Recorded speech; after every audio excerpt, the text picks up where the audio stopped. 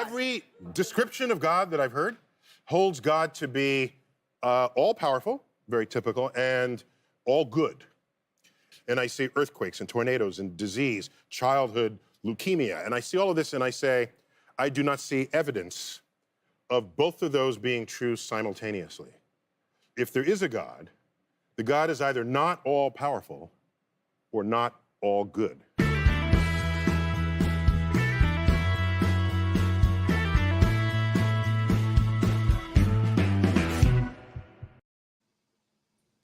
And Atheist, that's Neil deGrasse Tyson, who kicks off our show each Wednesday. A fair comment in light of the fact that he's a scientist, and science, of course, is the pursuit and application of knowledge and understanding of the natural and social world following a systematic methodology based on evidence. So really his stance is totally in line with the claim that there is a God. That's what this podcast is all about. G'day, I'm Peter Rowe. It is a fun name, an atheist, a believer and a pastor walking to the bar. It's not a joke, but there's a bit of fun we have on this show, so it's great to have you. What we're really talking about and searching for is the evidence that there is a God. I am no more convinced than I was 7 episodes ago. Sorry, guys, to tell you that, but I'm open. I'm open. I was a believer for over 25 years, but something changed me. In the words of Johnny Nash, and I thought about, will I sing it or will I just say it? I'll say it. I can see clearly now. I can see now. Sing it. Maybe later. That what I believed was true, and it was something I just wanted to believe was true, and so I did. And when I searched wholeheartedly for proof, there was none to be found. It's certainly not what I was hoping for, but in the end, I had to follow what I believed to be true, and that was that there isn't any evidence or proof that there is a living God as far as I can see. And for thousands of years, people from all walks of life have believed that there was a God for every occasion. They weren't real then, and I can see no evidence to show that they are any more real now. I think mankind has just perpetuated the myth. I think this world would be a much better place without the often warped, judgmental, hate-filled religions of the world. We are taught in most churches these days that we are wicked, we are sinners, we are not worthy, and we were born into sin, and we were told that we have to ask God's forgiveness for nothing we have actually done wrong, all on the promise of eternal life when we die. To me, it reads a little bit like a bit of a horror movie, to be honest, not a fun relationship with a loving creator who chooses not to reveal himself to us for thousands of years, remains invisible and silent, and who, it would appear, is either not willing or not able to help us in any way, shape or form. To argue the case for God, my 2 co-hosts join me every Wednesday, Richard Stills and Luke Feeney. Welcome, guys. G'day, mate. Good to be here again. Good evening. Absolutely. And again, our special guest and my fellow atheist to help me out tonight, Suresh Rajan, mate. Great to have you back again this week. Thanks for coming in. No, good to be here. Good to be here. Nice to catch up with all of you. Now, after that very light-hearted start, let's talk about puppy dogs. Yay! Ask the most important question of all, and that is, do dogs go to heaven? I reckon it's a great question, especially for you at home. My dog-mad wife, Louise, came up with the idea, if there is a village full of mad dog people, Louise would be queen. No question about that. Loves her dogs. Our onliners, either watching on YouTube or Facebook, broadcasting live on this 31st day of January 2024. It's just after 8 p.m. in Perth, Western Australia, or you may be watching the replay wherever you are in the world. I'm sure it wasn't as hot as it was here in Perth today. Got to about 36, 37 degrees. Amazing. That's Celsius too. Either way, it's great to have you with us tonight. So do you think dogs go to heaven when they die? If you want to comment or share an opinion, please do. Your question will appear on our screen and we can have a chat. Gentlemen, I'll open it up to you. Let's talk about puppy dogs. Luke, you're the Bible teacher. So let's start with you. What does the Bible have to say about heaven and sentient beings? You know, it'd be convenient if there was like a chapter titled, you know, do dogs go to heaven? And you know, sometimes we tend to treat the Bible as a bit of a reference book and expect there to be, you know, these little headings. And modern translations even kind of perpetuate this by adding in little things like, oh yeah, like a little mini summary above that particular paragraph of this is what's going to happen.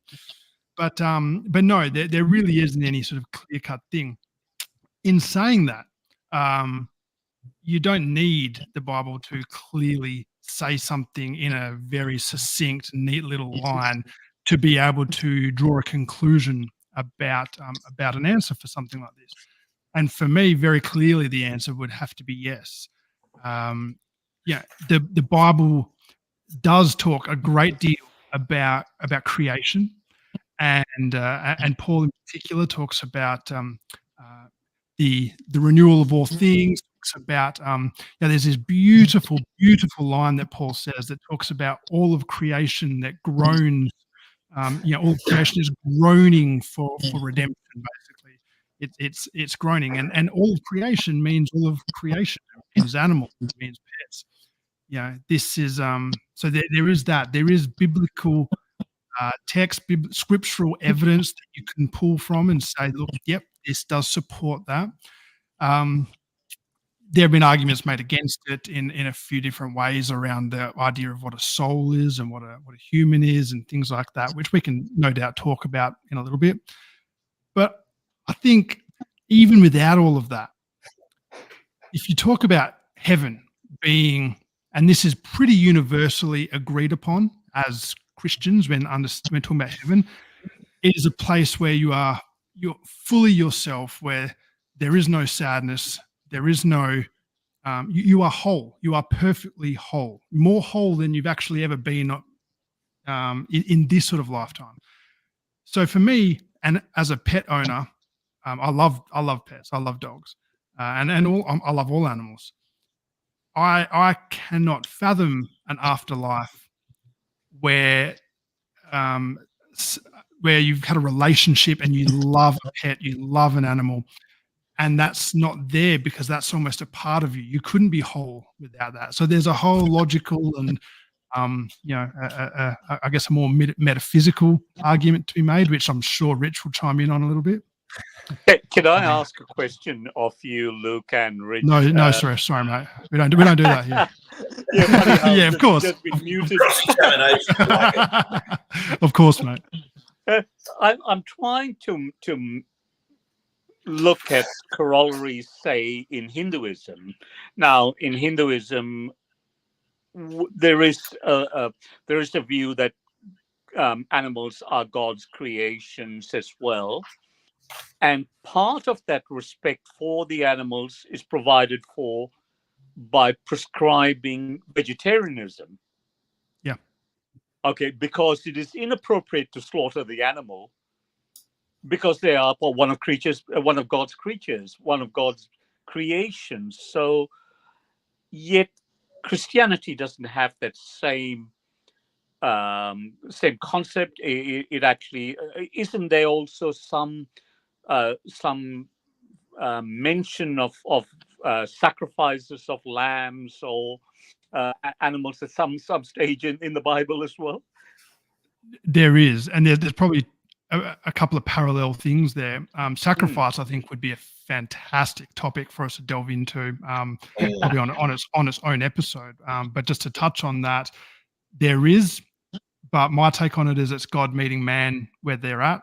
In ancient cultures, sacrifice was a big part of many, many different faiths.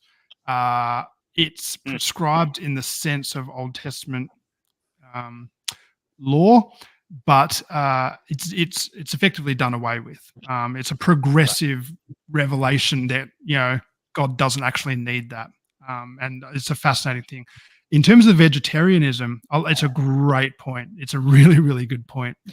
In Christianity, it's not pushed in the sense of expounded on as, this is our position in regards to what it means to the relationship that we have with animals. In saying that, it's not necessarily an unbiblical position. When you look all the way back in Genesis, the picture of the original creation, the Garden of Eden, being this beautiful mythological story, is really designed to kind of be a picture of the ultimate. and almost what we're working our way back to, in a sense, what it will be again one day. And Right. in that picture, there is no Adam and Eve are vegetarians. There is no meat eating. I guess the permission to eat animals happens after a specific event. And I was only just trying to think about it just before we zoomed in because I thought this might come up. And Rich might be able to tell me. I can't remember whether it's after the expulsion in the garden or maybe after the Great Flood, right? It's some big event, and it's after that, only after that, where it's all of a sudden, okay, now things are a bit different because there's already been a corruption, if you will, of the natural order.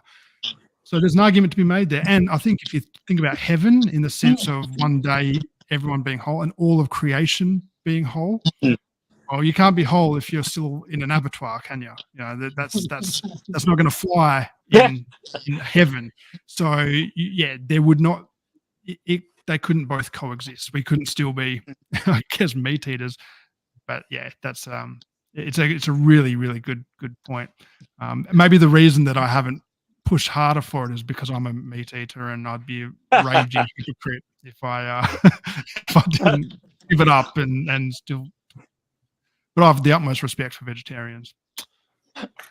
Which brings me to a pointed question. What did you have for dinner? Yeah, exactly. Beef. It was a beef pie.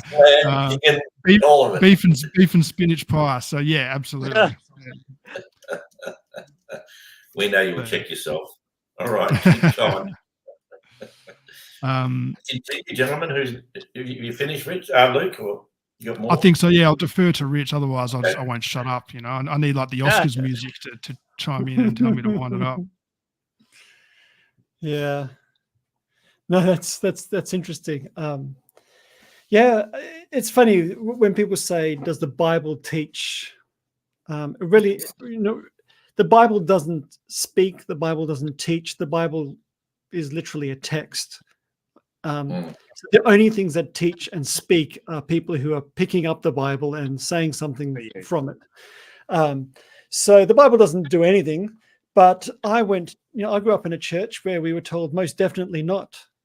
Fido does not go to heaven, and because it's probably.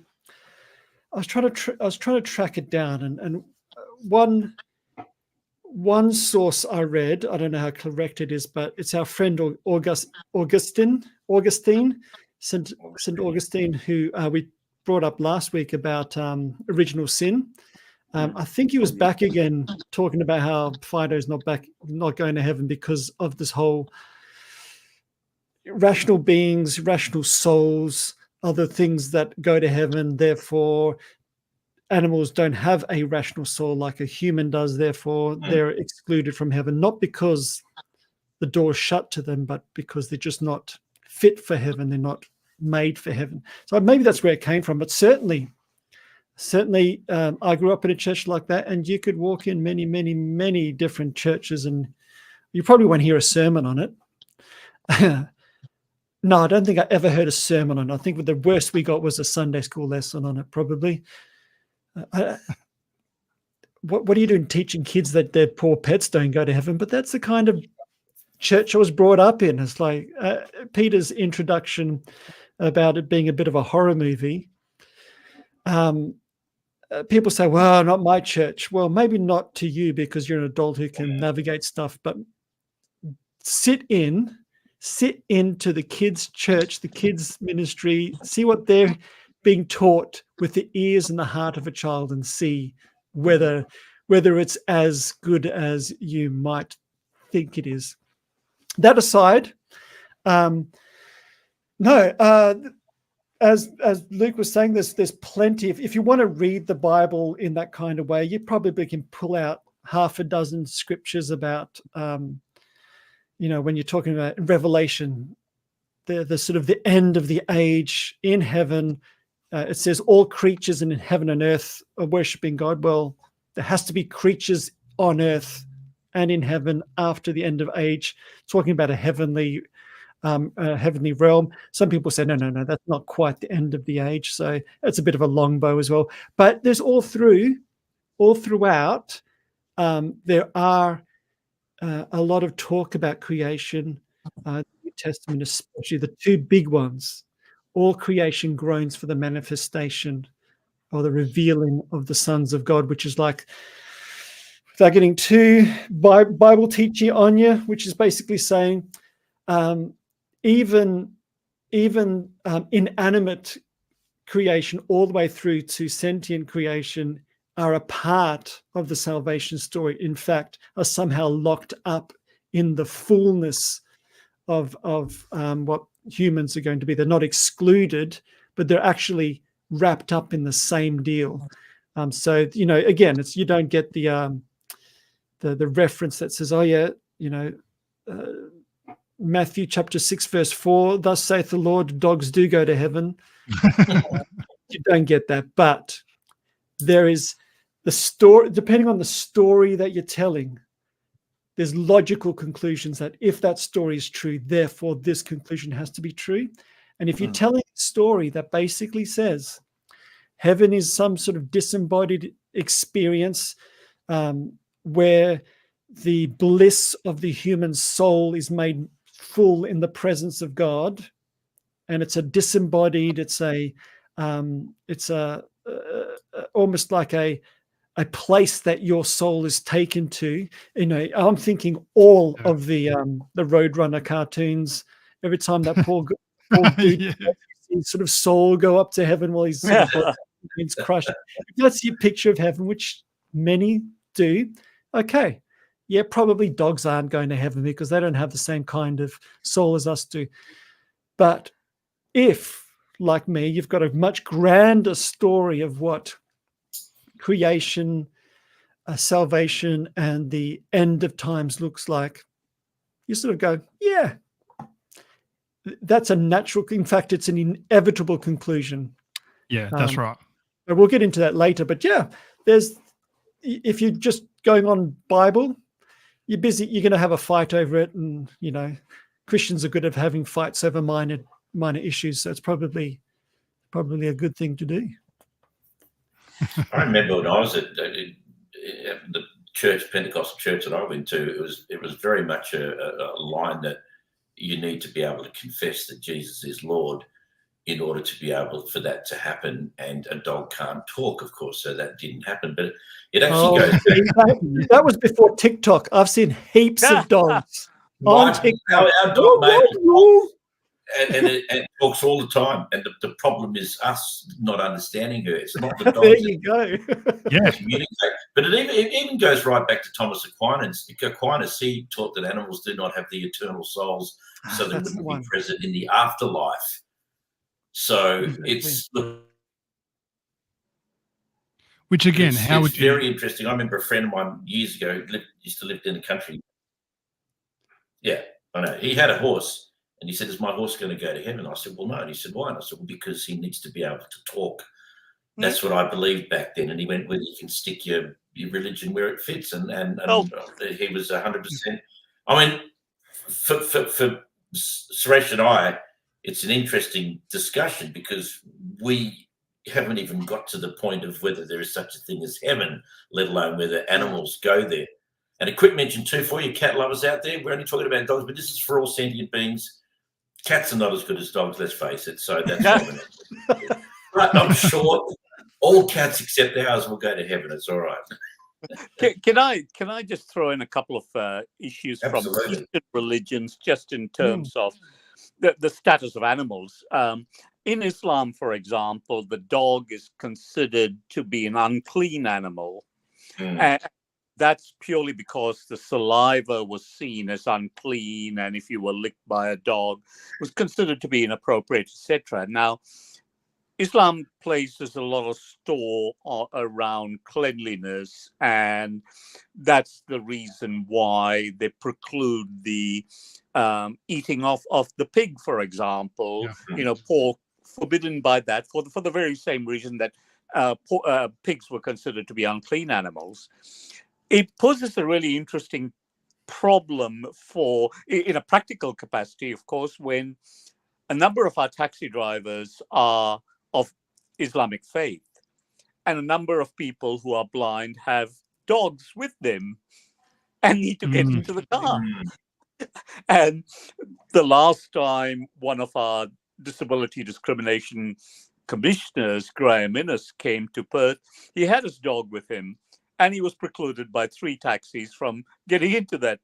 If you're going to stop anyone, you do not stop the disability discrimination commissioner. That was a bad choice. I never thought about that. Does it actually happen? Does it, Suresh? The taxi drivers won't let dogs in their car. Look, they're not allowed to prevent the dog from getting in, and that's where I had to step in on.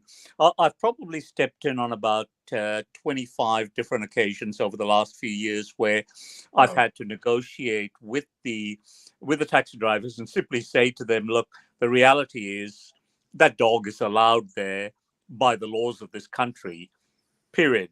If you don't want a dog in your taxi, then I suggest you probably don't drive a taxi, because that's the practical thing. And I have friends who have dogs who are, Uber drivers won't take them. Uber drivers of Islamic faith, etc. And we have no control over that. Unlike the taxi industry, we don't have that. So, some practical problems. But from the Hindu religion and its perspective, we are prescribed at the very least to be non-beef eaters. But that's from a very practical perspective. The reason why you do not eat the cow is because the cow is, to most people in India, the provider of milk, the provider of food, etc., and all of those things. So, from a very practical perspective, now, Islam and Hinduism also the reason for its vegetarianism as well is not only the status of animals being God's creations, but it's also from a very practical perspective.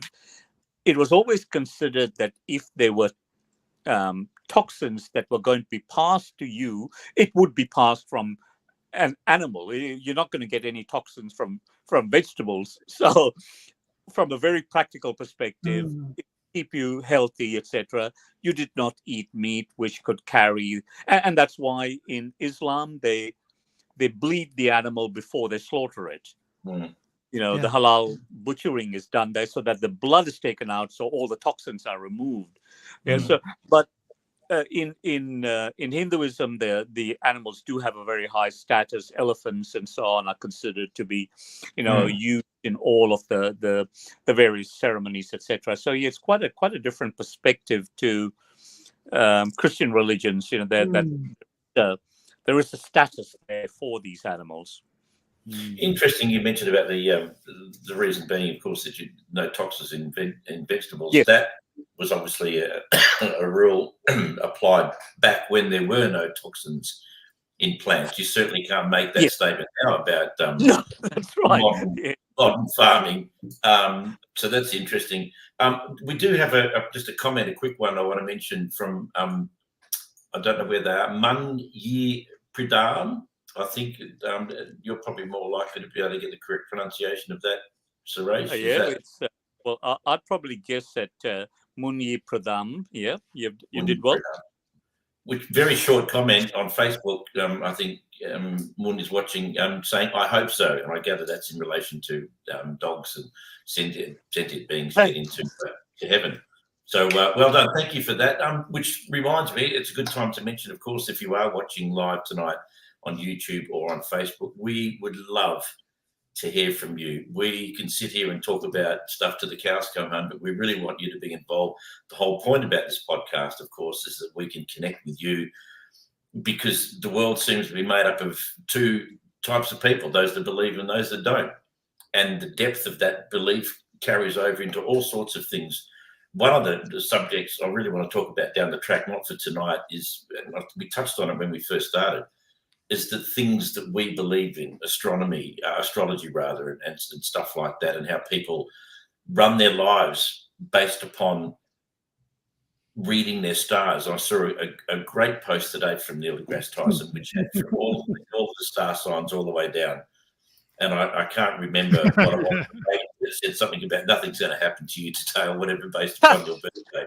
I'm paraphrasing, but just all the way down for the whole 12. It was fantastic. It's that is something that's very dear to a lot of people. And back in the day, back in my time in radio, when Louise was in radio, the radio station journos would generally make up the stars for the day. There wasn't an astrologer in the radio station, or they didn't necessarily send them in, and they would make them up, and they're all pretty much the same. People go, "Oh my God, that is exactly right. That is, I'm a Leo, and that is you've nailed it in one."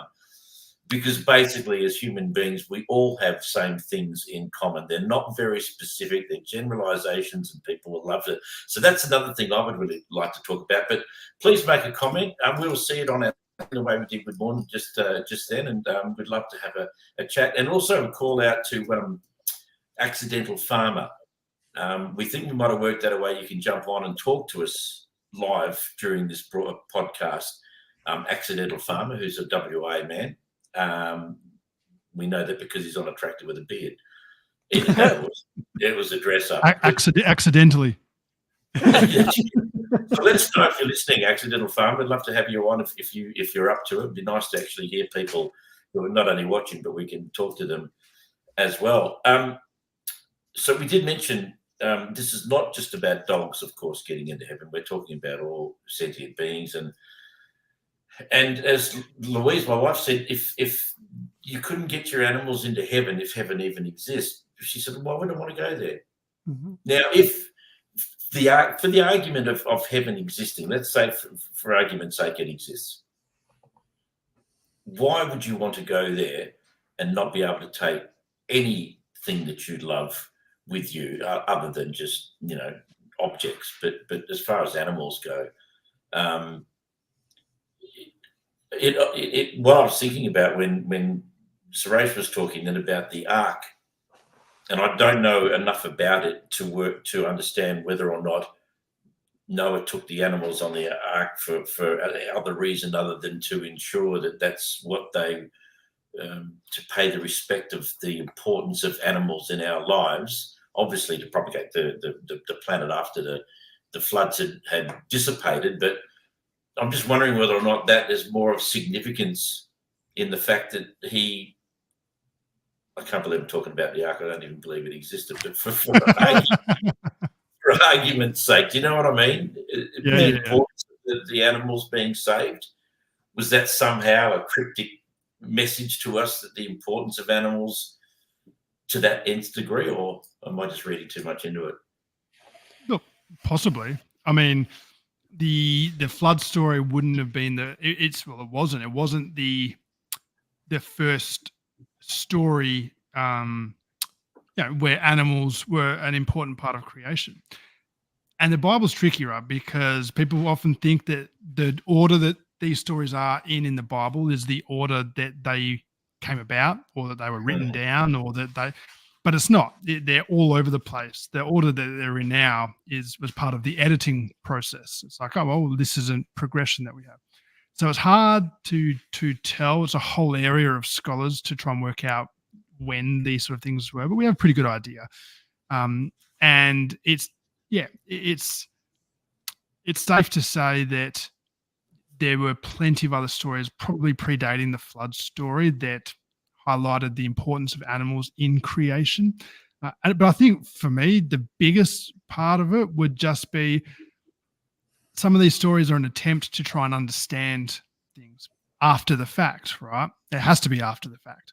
So if you're trying to make sense of a world post-flood, and I do think there was a flood, not a global flood. I think in the ancient Near East, in that Mesopotamian region, there was clearly a massive flood, which the author of that original story must have thought was the world, because that was their whole context. You look as far as you can see there and there, that's the world. And yet they're trying to make sense of, there was this huge, huge flood event, but there's also animals still around the place. So clearly, their animals survived somehow, but how did they survive? And so this starts to plan. So I think it's probably partly an attempt to explain why there are still animals around.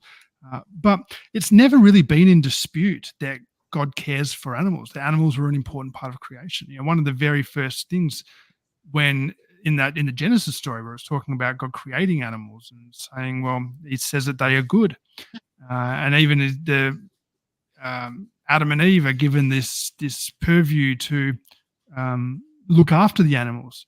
Now that language trips people up because some of the translations use words like rule over or dominate the animals, or and it kind of makes it seem like you can use the animals for your own good, but it really didn't. The Hebrew doesn't connote that at all. It actually speaks more about looking after the animals, taking care of creation, helping creation flourish into all of its good potential, which means looking after animals. So yeah, I think animals have always been important to God, and that's reflected in a lot of stories, including the flood story. Pity it doesn't extend to all the people that were murdered in a mass genocide, but at least a couple of lions and a couple of tigers got on the ark. That's a good thing. And in the Eastern religions, and we look at religions like Buddhism and Jainism, they take that concept of the importance of those sentient beings and importance of animals to one step further, where Jains, for example, when they walk along, the holy men of the Jain communities, when they walk through the streets of India, there's someone walking in front of them, sweeping the ground so that they do not step on any insects and kill them. And they wear a mask so that they do not inhale by accident any of the insects themselves. So they've taken it right to that extent of saying they're a creature of God, and therefore we cannot harm them in any way. So it reminds me of that beautiful scene in the Brad Pitt movie 7 Years in Tibet, when they're going to build a temple, but they have to clear out all the earthworms before they can lay the foundations. And he's going, "What are you talking about?" And they do. They spend months or whatever on their hands and knees, and but there's a real beauty in that. I think it's hard not to respect Jainism, I must admit. I mean, it's probably the most passive of all religions. You can't imagine, being involved in a war. Some holy war, it's quite fascinating to see how, because of the influences of those sorts of religions on someone like myself, whereas my wife is very much Australian Catholic, European heritage, so very, she's Russian German background, but very much that strong Catholic traditions. If I find a spider, if I find a cockroach, I will take it outside and leave it out there. I won't kill it. I'll take it out and release it. Yes. By the time she's landed the sixth slipper on it, it's got to be killed. But I think that is very much an Australian one. I can't bring myself Why, to isn't do it? that, So. I think actually reminds me of what my father used to do when he was killing cockroaches. He was the same. He'd get his slipper or something and say, "Hey, bug, like God? Go and see God." And he'd smack it. I'm like, oh. So, I get it. When we were talking backwards and forwards on Messenger about tonight's subject matter, you did share briefly, and I don't think it's coincidentally, vaguely, about a story connected to a ghost of a dog. Can you elaborate, please? In the words of Paul and Hanson, please explain. No, so I was sort of goading you there a bit, because I knew I was saying, there's plenty of biblical evidence when there really isn't too much if you read it flat. But I was just trying to up the ante and saying, well, I've seen a ghost dog, therefore they have eternal souls, therefore they're getting into heaven. It's just I was joking but for this reason, it's like a lot of the discussions around this tend to be just somebody's opinion on a very esoteric nature of souls and who has a proper soul. But it fits into a story. And so, if somebody did encounter a ghost dog that was real, then that would sort of upset a whole lot of the apple cart. Yeah, I haven't actually seen any ghost dogs myself. I haven't seen with my eyes any sort of ghosts. I've been waiting 2 days to hear the story, and there isn't. I didn't have one. I didn't have one. But I think more than people being over the top about hearing a dog story, I'd be just as amazed if I actually knew someone who had actually seen what they claimed to be a real ghost, not of a dog, just a ghost, period. Mm-hmm. Well, I would. Let's just say the story, because it is a story around that. I was actually in church. One of the leaders in the church, so a lay pastor. I've never actually managed to get anybody to pay me to be a pastor. All my 45 years, I've always just have to do it for free. It was probably the best way to do it, to tell you the truth. So I was a lay leader in a church, and we had an Islander lady in it, which is interesting. So their culture is has a lot of an awareness, I guess, of spirit being pervasive. So it's not an uncommon thing. But she came I was standing next to the senior pastor, and she was talking about her husband had died about a year earlier, was now appearing to her. So she was in her bed, and she would feel the bed sort of indent, and she knew he was there, and she was troubled by it. And so talking to a pastor, very, very Western, very, although in a Pentecostal church, but very much on the mindset that we've been talking about, probably would agree that dogs don't go to heaven. But his advice was, oh, don't be silly. That's not your husband. If anything, it's a demon. And I'm like, oh, wow. That escalated quickly. So that's like, oh, how okay. comforting. Yeah, how comforting. So he did his little bit. I waited till he walked away, and I grabbed her arm, and I said, and Suresh, I think you speak in a very similar way to what my heart was, is like, whether this is real or not, it's real for her.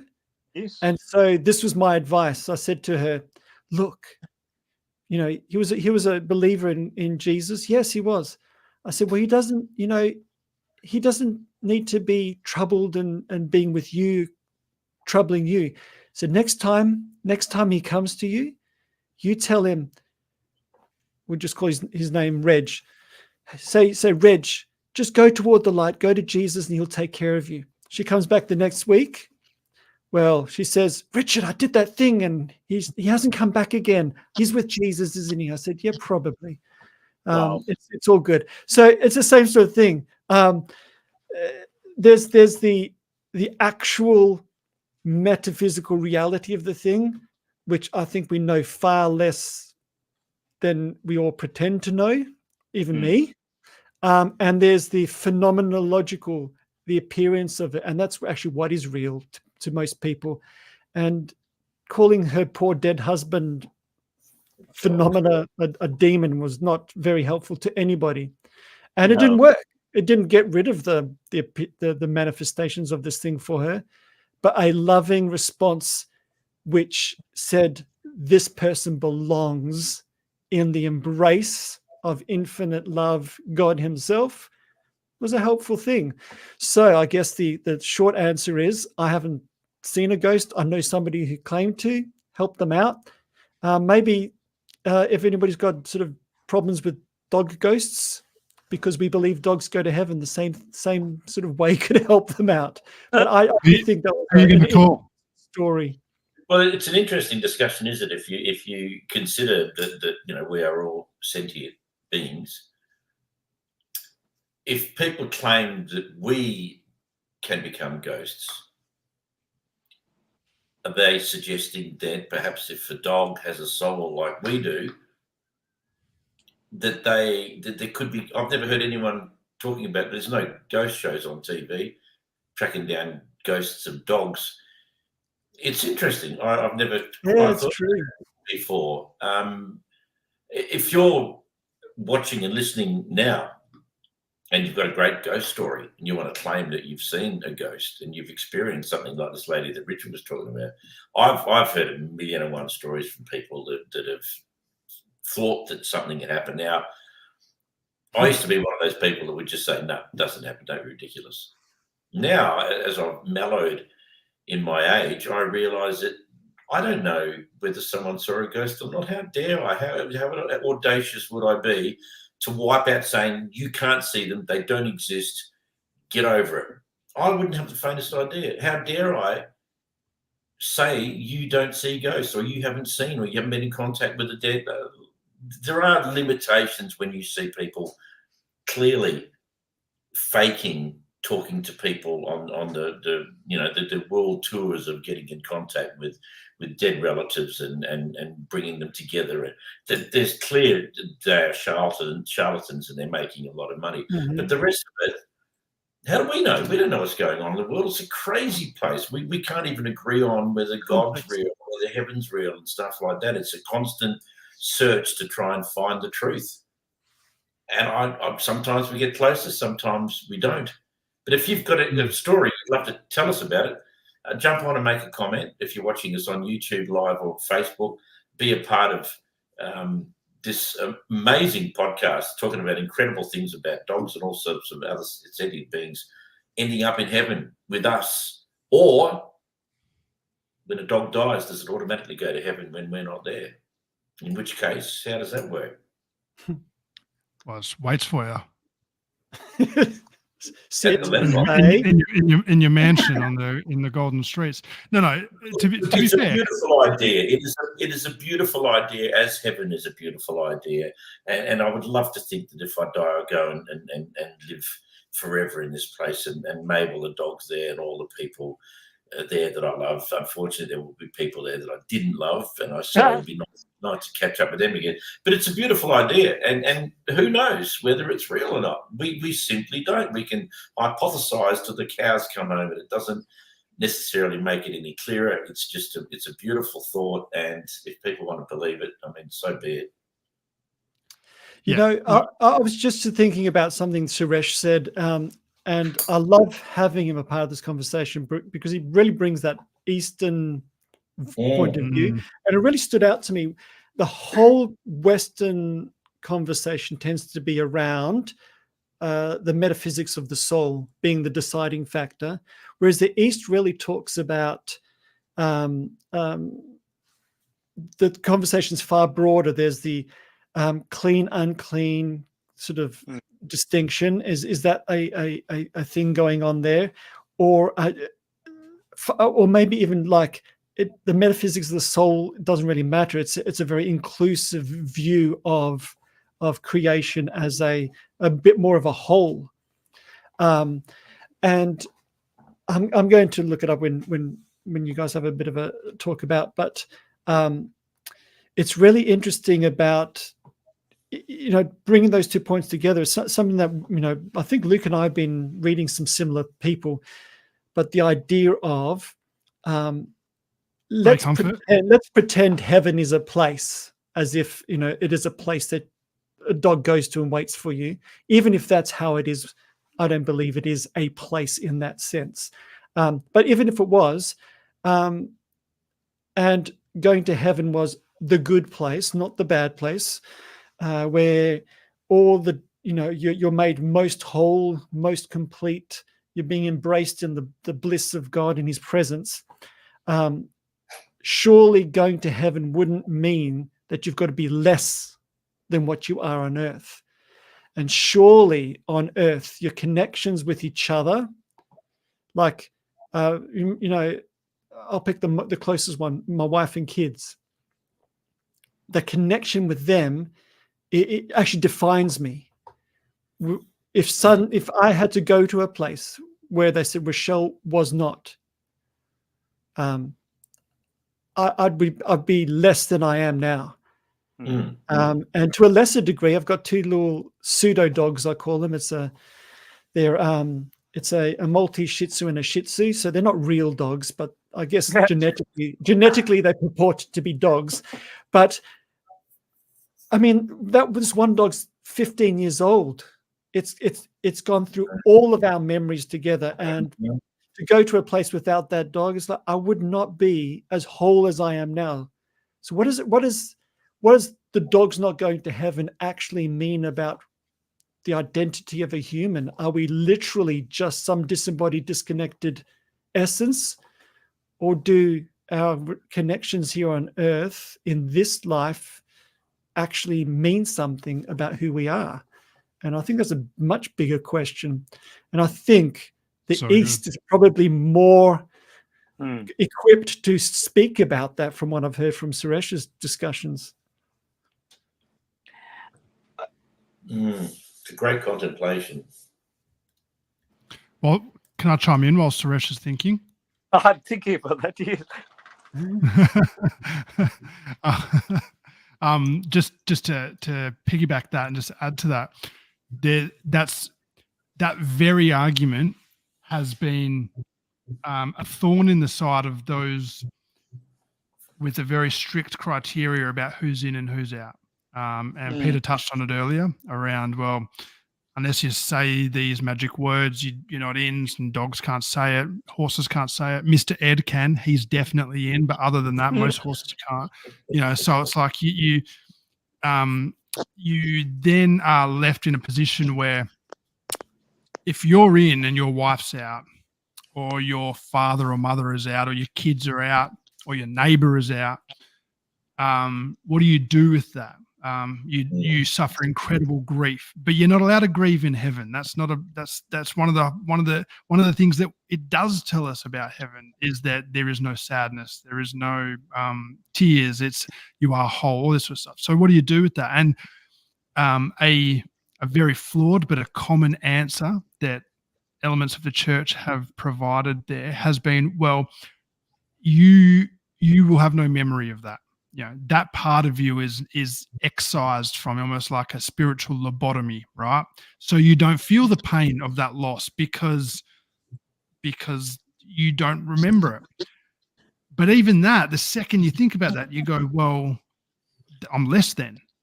If you were to remove the last 15 years of my memories or life with my wife or the dogs or my kids or whatever, I mean, I'm not the same person. I'm actually a different being, and therefore that doesn't work either. So really, it puts a bit of a thorn in the side for all sorts of conversations around who's in and who's out when it comes down to that. But yeah. Are we also looking there, Richard and Luca? Are we also looking there at different statuses that animals have? So can a horse is at a higher status than a dog? Are they? In Hinduism, it is a creature. That's the end of it. It's a creation of God. And therefore, you treat all of them equally, including the insects, etc., etc. But in Christianity, are we almost, are we talking about, dogs fall into the accepted category, what perhaps horses don't? I'm not sure. Well, flies don't. I'm just saying. Yes. Putting it out there. I draw the line. That's unanimous. Yeah. We agree on something. You know what? That's such a good point. And I was thinking about this coming into this conversation. I actually was, because you know what gets me is dogs. It's almost easy because you love dogs, and even if you don't love dogs, you can understand why people would love dogs. It's like, I'm not a cat person, but I understand why people would love their cats and all that sort of stuff. Yeah, that's easy. But then when you get to the botfly, this like parasitic thing that it just doesn't seem like it does anything of beneficial to the world, or it just seems like it's just this horrible thing that lives horribly and does horrible things to other animals, and it's like, but then you go, sounds like some people I know. yeah. But I think that Hinduism way of saying, well, a creature's a creature. I actually think that's the only probable way that you can do it. It's you can't start mucking around with with a hierarchy, you know. Well, because it doesn't work, because then it brings in all of the horrible animals in the world whose sole purpose is to kill and maim and whatever. I mean, it doesn't look. It's also worthwhile offering the question, particularly to our two Christian learned friends here: is it possible that there is no heaven, not for people, not for dogs? The reason why we meld so well with dogs and other animals, because we are just a part of a species. We're higher up the chain than what they are, but we are all connected together as beings on this planet. And the natural, of course, the natural thing that would happen with dogs, cats, and those animals that have been domesticated over a long period of time, they would just be a part of our families, and we don't necessarily need to read any more into it than that as an option. It is an option. All of the options we have in front of us about dogs, cats, all of us, whether we go, whether we don't go, whether we know or whether we don't know. At the end of the day, it is just simply a belief that we want to believe in, that we believe it is true or it's not true. There's no proof. There's no way we can prove it. There has been few people in the past who have claimed they have died and gone to heaven and seen what it was like and then have come back. They probably would have a great conversation with those people who have been abducted by aliens as well. It's the same kind of thing. In its simplest form, as beings on this planet, it is very possible. It's, from my perspective, certainly probable, until I see evidence to counter that, is that there is no such thing as heaven. And so we're not going there, and the animals aren't going there either, because it just simply doesn't exist as much as we would like it to. I think, I mean, we couldn't have an intelligent we couldn't have an intelligent conversation without acknowledging that that's a possibility. I think anyone who's genuinely wrestled with their faith, and I think the term Rich used last week was has an examined faith, has to have examined the fact that that's a possibility. But in saying that, it's also a possibility that it's real. Yeah, equally so. And for me, as a Christian, I can't get away from the fact that I read these accounts of Jesus and I take stock of what he says. And Jesus seems to talk a lot about a concrete reality called heaven. Now, not so much in the disembodied soul going up and floating on a cloud playing harps sort of escapist view of heaven, but in the sense of very much a reality where God's will and his creation on earth are molded, right? And I think, so for me, I live out of that space. I choose to believe in that possibility, whilst acknowledging that there's a possibility that there is nothing after the end. But I'm going to live my life as if there is, but not in the sense of escaping it to go there one day and just hanging around waiting to die and then go actually start my life in eternity. But I prefer the view, and this is the view that Jesus seemed to espouse, is that the end game is not us going to heaven up there somewhere, but in heaven coming down to earth and there being actual heaven on earth. It's a melding of that, a return to that original state of creation where God's will, creation is in perfect harmony, and that creation within itself is in perfect harmony. Yes, amongst animals, amongst people. I know idealist, and we've spoken about that before, Peter, where it doesn't seem like that's ever likely to happen, but the belief, my belief at least, is that it can and it will, and we can play a role in bringing that about, no matter how unlikely it might seem. So, but there's this weird in-between, right?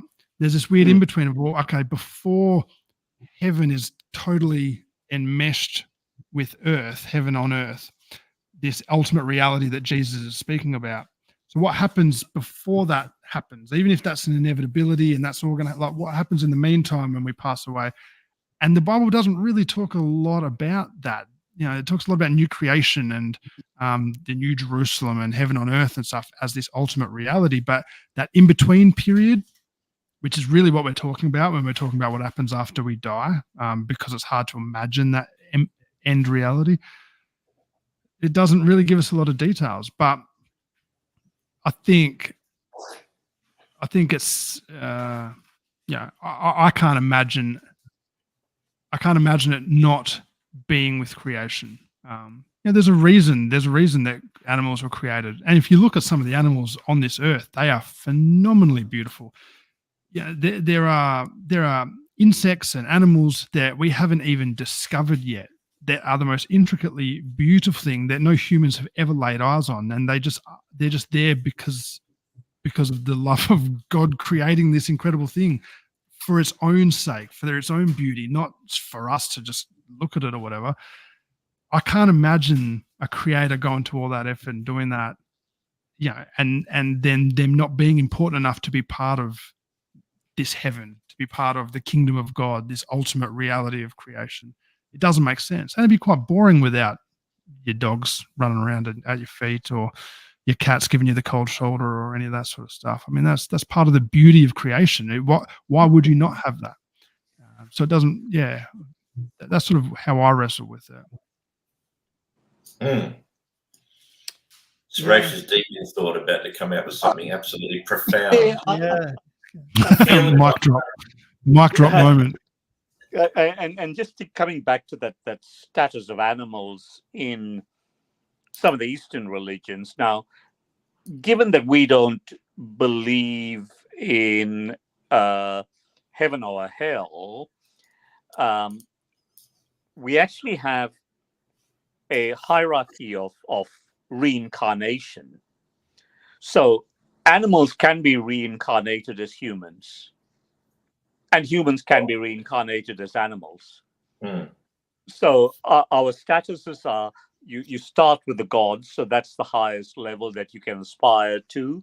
Then you have a whole series of demigods, and then humans, and then animals, and then there's a hungry ghost and a hell creature. So you don't want to be a hell creature or a hungry ghost, but the animal has enough status to be accepted as being something that you could be reincarnated as. So, it's accepting, it's accepting that animals do have a soul in the Hindu philosophy and Hindu religion. So it's an interesting contrast to the view, as you were saying earlier, Peter, if you don't have a soul, or you can't speak, or you can't confess to sins, you cannot go to this mythical place called heaven. Well, we don't have to come back into heaven. We're just going to come back in a higher form or lower form, depending on our deeds during our current life. So so the animals do have a status, I guess, is much more so than in Western religions, a recognized separate status. We have a discontinuity between humans and animals, whereas yours is very much just a scale. We have like animal gap people. Yeah, that's interesting. Very interesting. Yeah, I think it's interesting that it's not a coincidence that most religions, if not all, without looking into them too far, that there's this desire to keep on living, be it through reincarnation, be it a heaven. Which it's a fairly natural thing, and I think as you get older and you get closer to the end of the line, these are the things that you think about. Well, certainly I do. And I remember when my dad died, probably 12 or 13 years ago. The thing that freaked me out most, that disturbed me and upset me most, was that I just thought my dad would never die. It wasn't even an option. My dad would just always be there. And the next minute, I remember going in his bedroom. He just laid down for an afternoon rest and didn't wake up. And I went and sat down on his bed and looked at him. I said, "What are you doing? What are you doing? This is not the way this movie is supposed to end. Why are you not Why are you not speaking to me? Why are you ignoring me? Why? And I just could not wrap my head around the fact that there was an end. I'd never considered an end. That was never an option. And there it was. And as I get older, I'm not close to his age, which he passed, but I'm getting there very rapidly as time flies past for us all. And it's you start thinking about these things, and you start thinking about, well, okay, well, there's a time in my life for 25 years I actually believed in a heaven, and that was very peaceful. It was a beautiful thought. No matter how much my life might suck on earth, I've got something really, really nice to happen. And then you grapple with that, and you look for evidence, and you look at all the things that I went through, which convinced me that what I was believing in was just, all religions man-made. There's no question of that in my mind. And we all have the same desire to continue living. We don't want to die. No one wants to die. Well, that's a silly thing to say. Of course, some people do want to die, but you want to go on living, and heaven keeps you living. Reincarnation keeps you living. It's all of the options. But you've got to get to the point where you go, if any of these things were true, isn't there any way that you could find out? In Hinduism, for instance, have you ever met anyone, or Suresh, that's claimed that they had prior lives? I know there's comical shows made about it all the time. You have a dress-up party for people who have been reincarnated. There's always about 13 Napoleons rock up. They're never reincarnated from a homeless person or a murderer. They're always some person of status that they came back as, some glamorous model or some, mystical leader or something. Do you know anyone who shared stories with you that convincingly that they know where they came from? Well, my philosophy around that is very similar to what Richard was talking about earlier. If it provides comfort to them that they are going to be reincarnated, then it's not for me to dash that belief. It's not for me to challenge that belief. That's what provides them the comfort that they're going to do the right thing by everyone. They'll come back in a higher form.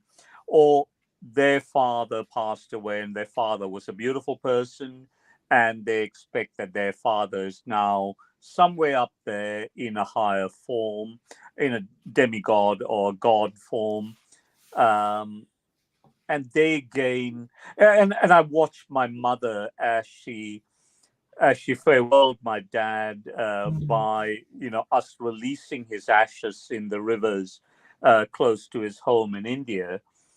And, as I said before, for the whole year that we had the ashes sitting at home, she was never able to speak about Dad. All of a sudden, when we let him go on his journey, all of a sudden she recalled all of those fun things that he did, all of the quirky things that he did.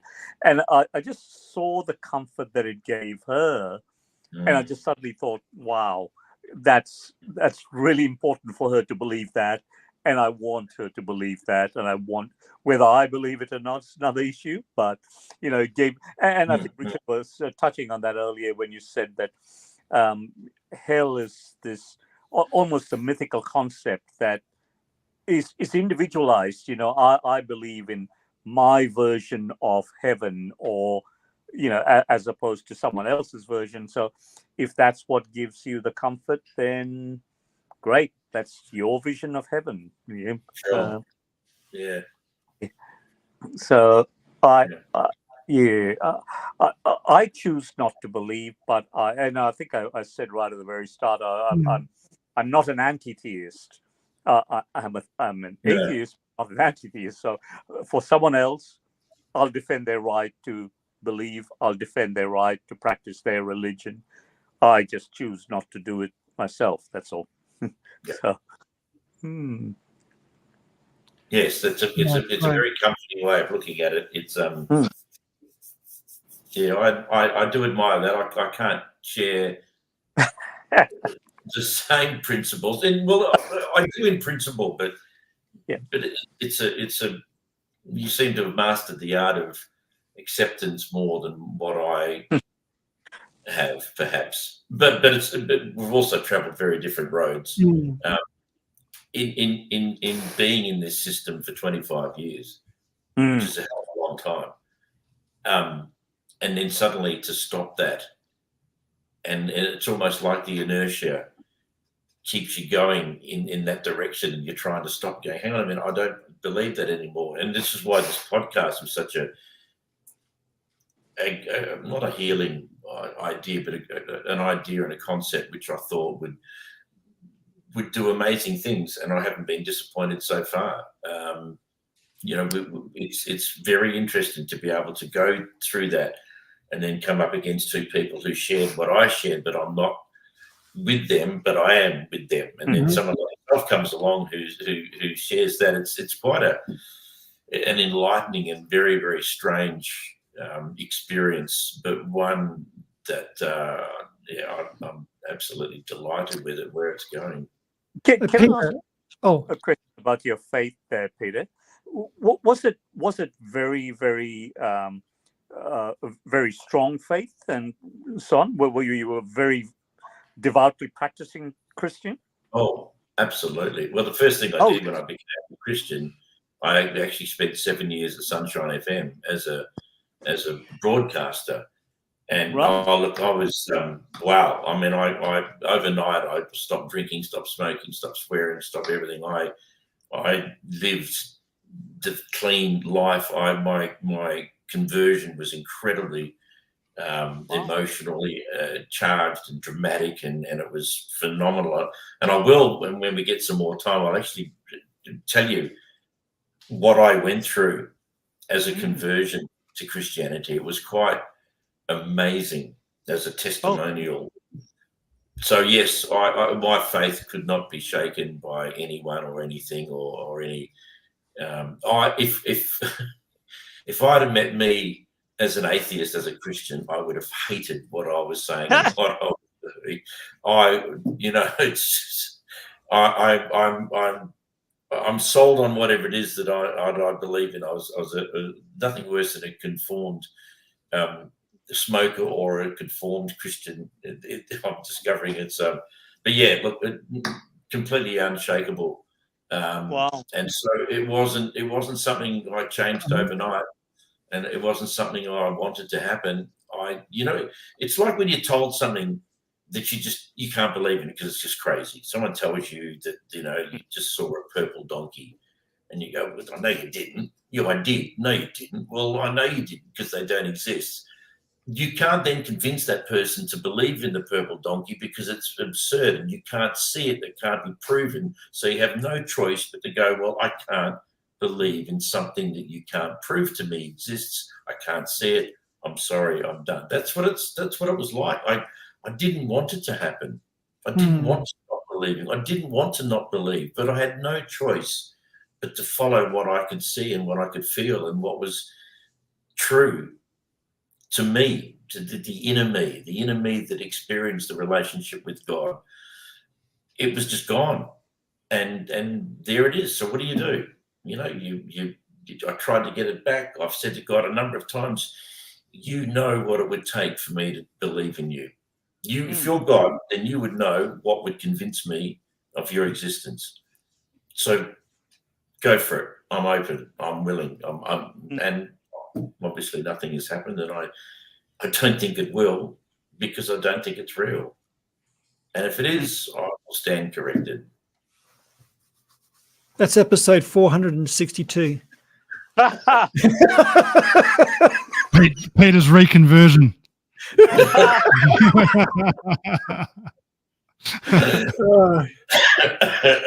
help that. I'm not sure how to take that, Rich. I'll think about it. I don't know. That's a long time away if we're doing only one a week. Yes. That actually just means you're going to live a long time. But I was going to ask a question though. Just the differences, I guess. But you're saying the acceptance that Suresh has in that sort of thing, and you're not being there. Is it because and I'm speaking out of my experience, so it might be similar to you. Is it because that this thing about heaven, hell, dogs going to heaven, all of this sort of these sort of discussions in our shared background of Christianity wasn't primarily a thing that was comforting and life affirming that Suresh saw in his mother, helped her to get over, move forward, embrace, and keep going forward. For you, did you have an experience? It's more used as I'm in, you're out, and a power thing. It's like you got to believe this because I'm right. I'm running this church, and I set how you can stay in or not. Is that maybe some of the dynamic going on? Absolutely not. Not all of it. And to be honest, it's quite difficult for me to remember really what I was like and what it was like. It seems like a lifetime ago, and it was. It's been like 11 or 12 years since I was out of it. So it's really hard to remember the intricacies, to put myself back there and think about how I felt. Certainly when I which I alluded to, like a reformed smoker, when I converted, then everyone had to convert because I'm right. And it's true. And you're wrong, which is why I said if it came face to face with me as an atheist, I would have hated the way I was acting, and because there's no I'm right. That's all the way. I've discovered the truth. You need to discover it as well. And when you don't want to listen to my argument, then I don't like you. That's not who I want you to be. I want you to. So it was very much. I don't think it was not a power thing per se. It was not. I hate to think that I used the power. I used what I thought was the truth and the excitement that enveloped me when I was talking about it and wanting to share it. It was a matter of sharing. I'm one of those people. If I hear a song that I love, I want to turn it up loud so everyone can hear it. Not because I want them to do anything other than to just enjoy it the way I'm enjoying it. It drives my wife crazy and my kids as well. But that's idiosyncrasies that is frustrating. But yeah, no, I hear what you're saying. It's really hard to remember the actual dynamic. I cannot imagine that was me. No, not you at all. Yeah, no. Similar to me. You had a good thing going. You want everybody to get on the train. Yeah, exactly. Sex, drugs, and rock and roll. Come on. And lead singer in a big Perth band and all of that stuff that goes with it. And then suddenly, bang, this happened and go, what? This is bizarre. Lived a clean life for all of that time and then just jumped out of it and pretty much got back into who I was before. It's a bizarre, it's like 2 or 3 different people in the one, without being schizophrenic, but it's in that change of what you see as norm and making up who you are suddenly disappears, and then you discover that person again, but you can't be how I was before because there was 25 years of all this other stuff which is in there.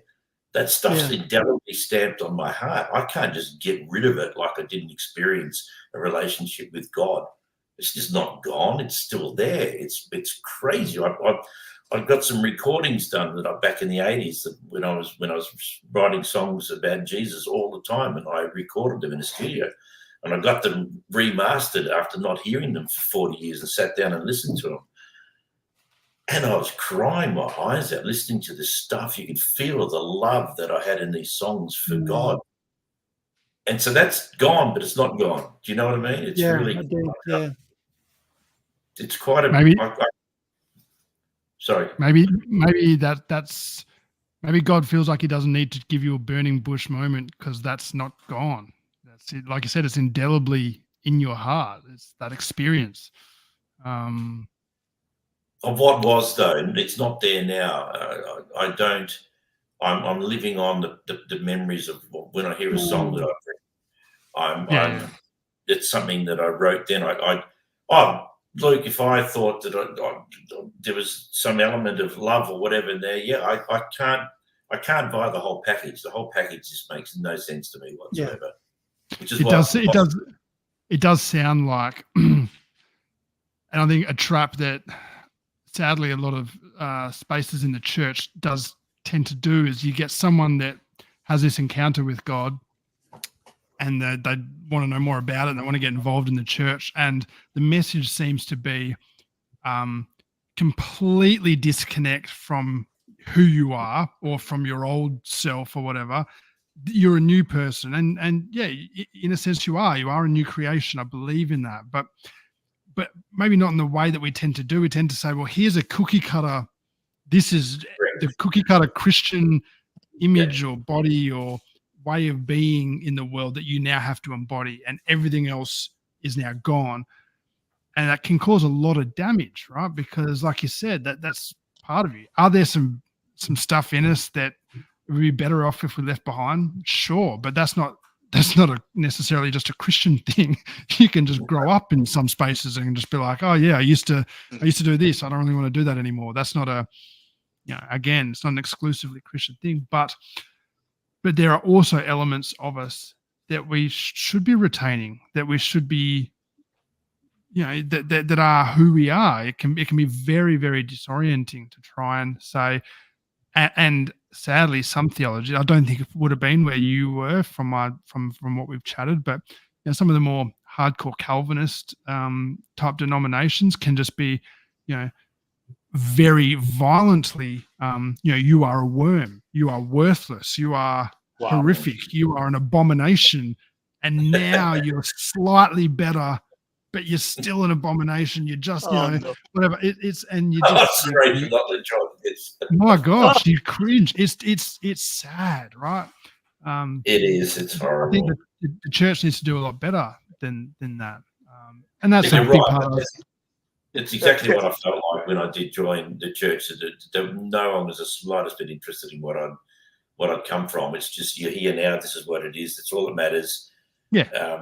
Just this is be the new person without really understanding just how unbelievably difficult it was. It's like going to a school as a kid, changing schools, and no one bothered to explaining to you where the classroom was and where the teachers were and where you're supposed to go and all of that. That's what it's like. You feel just like a child taken out of this your life and put into this other environment, and then you're looking around going, well, I don't know, how the hell do I do this? What is this? Can I recommend, Peter? Yes. When you've got some time, Pete, pick up a book by a lady who now lives in Bull Creek, Right. born in Amsterdam. Carla Van Ray is her name. Carla, age of 18, went into a convent to devote her life to God. And then, so she was a child. She'd been badly abused as a child and all she wanted to do was survive. Natural flow of things, ended up in the convent. The nunnery provided this refuge from the outside world. She hoped to find some love and understanding, exactly what you were talking about there. Instead, she became caught up in all of the regulations that went and drove her almost to the brink of madness. And she finally quit the place, released from her vows, and went back into the real world. Hasty marriage, ended up with a child on her own, a daughter to support, and she turned to the one profession that she knew would sustain her. She became a call girl. She wrote a book called God's Call Girl, and she goes through the whole experience. I actually caught up with her and interviewed her when I first came across her a good 10 years ago.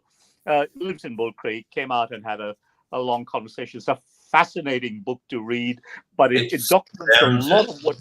Yeah, sorry. So I said it sounds fascinating.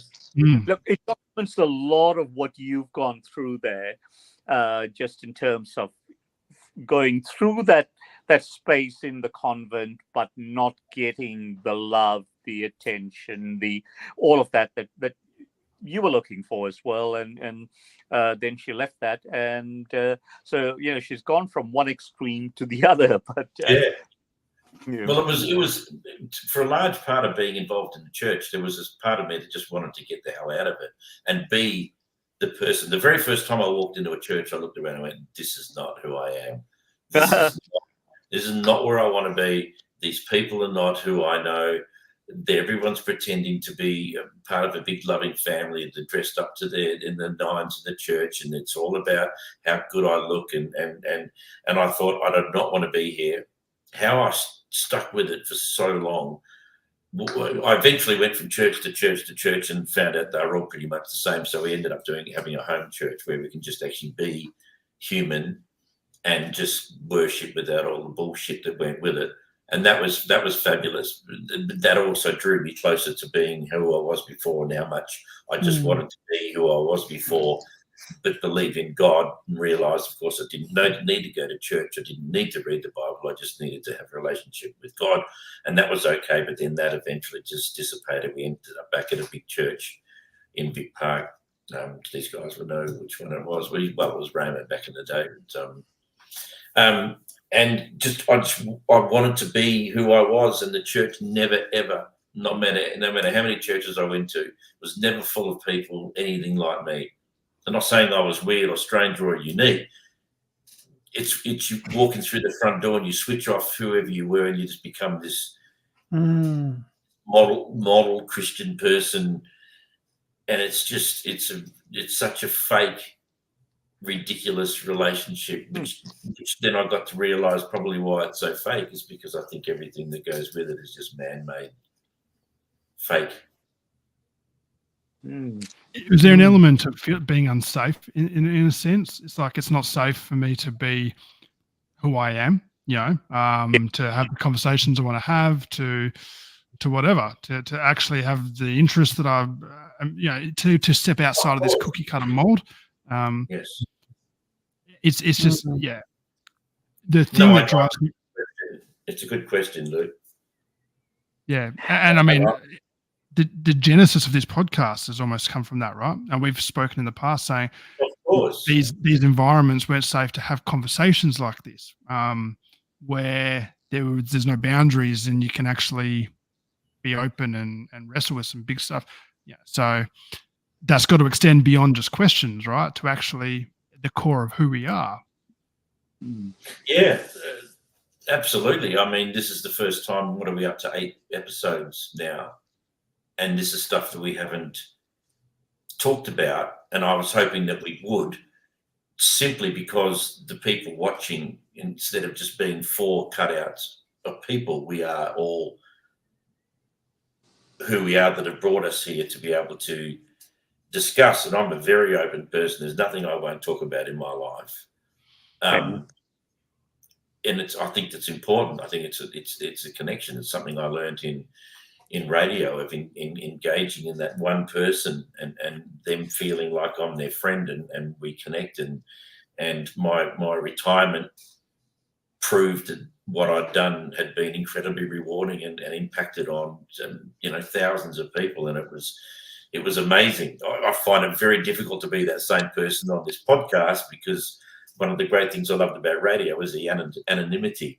This is the complete antithesis of not wanting to be seen.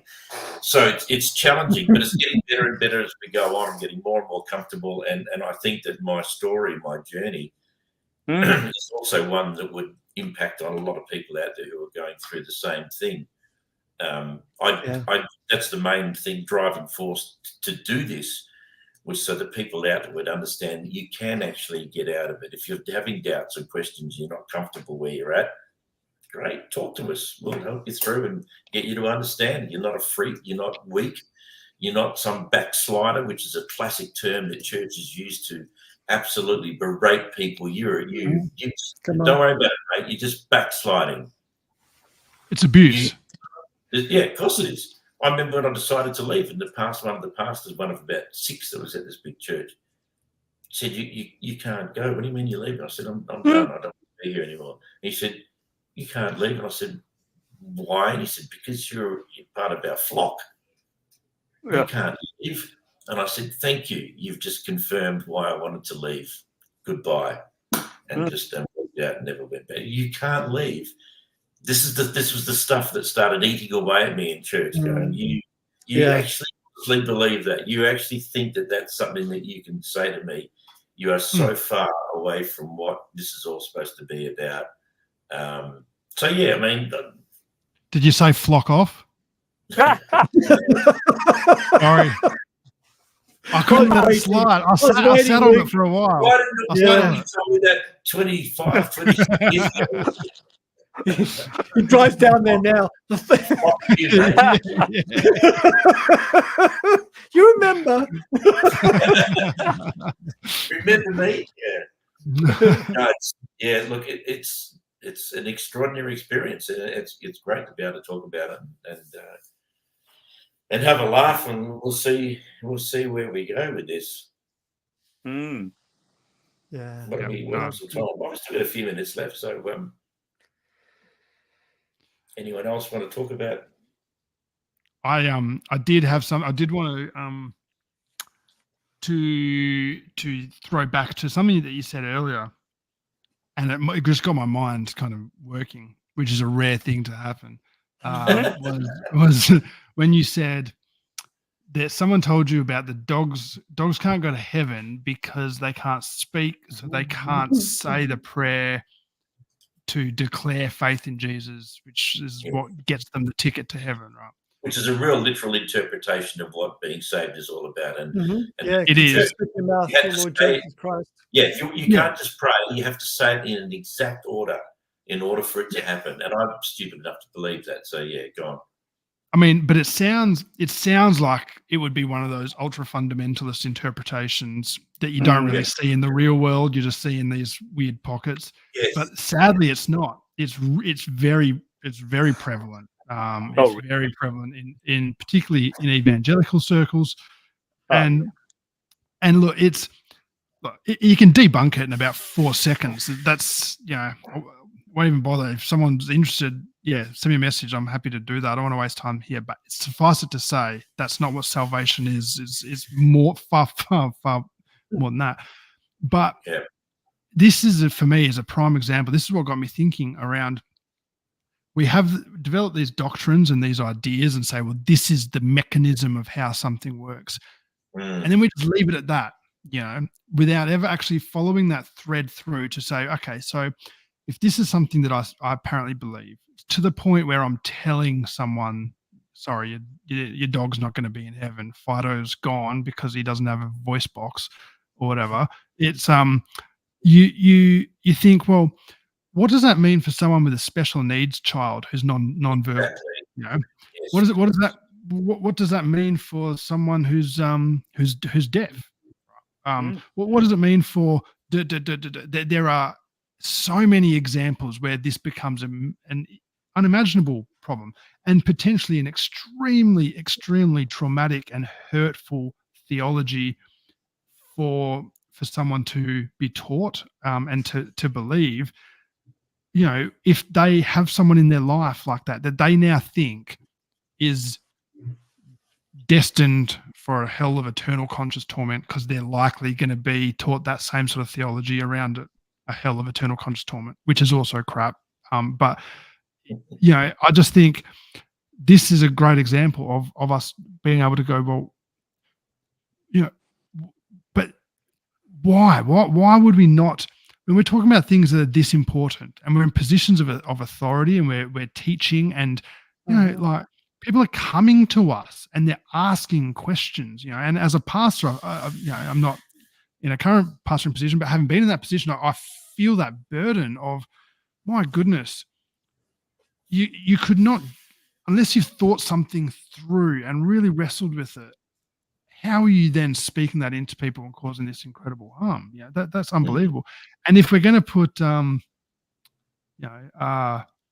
they come up with all sorts of asterisks, right? It's like, oh, well, if there's intellectual disabilities or if there's this or that, then, God's going to go easy on them. Or the classic one is kids, right? For people who believe in a hell of eternal conscious torment and someone's in, someone's out, you get to this thing of kids. Well, kids are kids. They do stupid crap all the time. My 3-year-old the other day stabbed me, like 2 days ago, stabbed me in the ears with some plastic scissors. I had to go to the doctor. It started bleeding. It was horrific. It was like I just screamed, and then she screamed because she thought she was in trouble. And so like, I'm bleeding out my ear, and I'm trying to explain to her, it's okay, you're not in trouble. Daddy's just really hurt. I got to get to a doctor. It's all fine, but Yeah, they do stupid stuff. They don't get it, and we know that. So we know that they're not going to go to hell because they have done kid stuff. But then when does that stop, right? So then we develop crazy things like the age of accountability, and it'll differ. It'll be like, oh, well, once you turn 12, then you should know better. And none of that's in the Bible. None of that's anywhere. That's just us having painted ourselves into a corner and then trying to, oh, I didn't really think about that. Well, maybe this. And what if we stop painting ourselves into a corner and we just openly said, let's think about this, let's wrestle with it, let's just be open, and if we don't know, say we don't know, and live in a better way than just saying, well, it's got to be this, and then causing all of this pain and harm to people that end up either severely traumatized and stuck in a church, or the better option, leaving the church and not even wanting anything to do with God. And I say the better option, I say that as a Christian. I hate the thought of someone not wanting to have anything to do with God. But if that means they're no longer in a harmful situation and being spiritually abused in a church environment, that is the better option for them to leave. So you just go, this stuff, it really gets me. And that's why these conversations, I think, are so important, because I just pray, there could be people listening that get some sort of healing, or at least a sense that there is light at the end of the tunnel. There is nuance, there is gray in stuff, isn't black and white, and it's okay to have these conversations and to explore this sort of stuff, because just because we say some crap, pastors and churches and ministers and leaders, and sometimes it's never malicious, it's almost never malicious, but it doesn't stop it from being harmful. Yeah. And we need to recognize that. Yep. Couldn't agree more. Hey, let me spend 5 minutes here. And it's for a reason, because we've been talking about one mode of navigating through this question in Christianity, which is fairly majority. It's fairly long-standing. Like, they've been talking about this since Thomas Aquinas, etc. In my readings, I've come across one of the church fathers, Maximus the Confessor. So he's like right back in the beginning. So this is early Christianity, and he's also he's like one of the saints of the church. So he's not like some obscure person. They're like, well, don't listen to him. They have feasts and they celebrate him. They read his stuff. He actually helped kickstart some of the theology in the East wing of the church. So Maximus the Confessor, I'm not no expert, but I've been listening to a bunch of experts on him about this question. Like, if we talk to a really modern evangelical Christian, it's like, say the prayer, say the words, because if you say the words, when you die, you get to go to a place called heaven. If you don't, you get to go to a place called hell. And that's pretty much the entirety of the story. And you go all the way back and you read the early Christians, like one of these guys, Maximus the Confessor. And this is the story he tells about this. There's a few things he'll say is that